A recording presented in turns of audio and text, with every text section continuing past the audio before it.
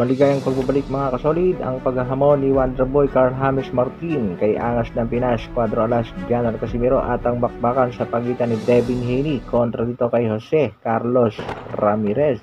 Yan ang ating mga pag-uusapan. Totoo nga bang nangayaw itong si Casimiro kay Carl James Wonderboy Martin? Pa-like, pa-share at pa-subscribe sa ating video. Para sa ating unang balita, isang bad news para sa mga taga-suporta ng Angas ng Pinas ang naging komento nitong si Makagago. Yan nga ang the rise and fall of Janel Casimiro. Aminado naman itong si Makagago o si MG na si Casimiro ang isa sa pinakamagaling na boksingerong Pinoy. Ang naging problema nga lang daw dyan mga kasolid ay dahil nakilig itong si Janel Casimiro sa bulong ng demonyo. Kaya nagkaloko-loko ang karera ng tinaguriang Angas ng Pinas na si Cuadro Alas, Janel Casimiro, at marami pa naman sana ang umaasang si Angas ng Pinas ang tatalo kay Inoue. Samantala sa naging pahayag naman itong si Wonderboy Carl James Martin sa kanyang isa sa mga latest live ay sinabi nitong umayaw sa kanya itong si Cuadro Alas, Janel Casimiro.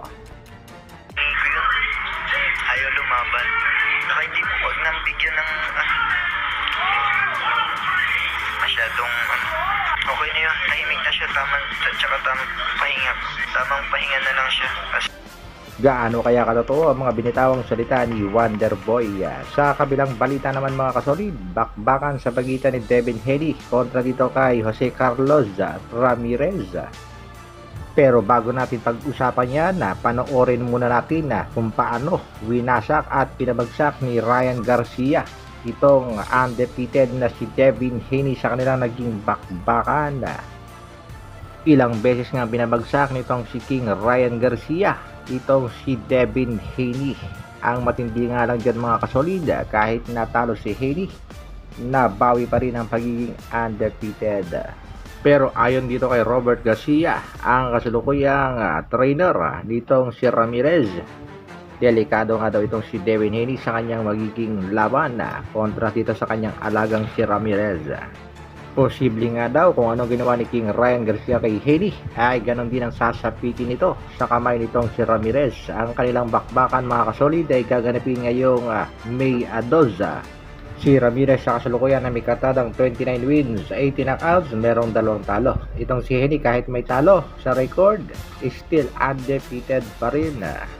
Undercard ngayon sa bakbakang Garcia kontra Rolly Romero. Kaya mga kasolid, abang-abang lang tayo sa mga latest update sa nag-iisang Angas ng Pinas. Kung totoo bang hindi na babalik sa ibabaw ng lona ang ating pangpato. Hanggang dito na lang muna mga kasolid ang ating update. Maraming salamat sa patuloy na pagsuporta at panonood. Mabuhay! Brrr.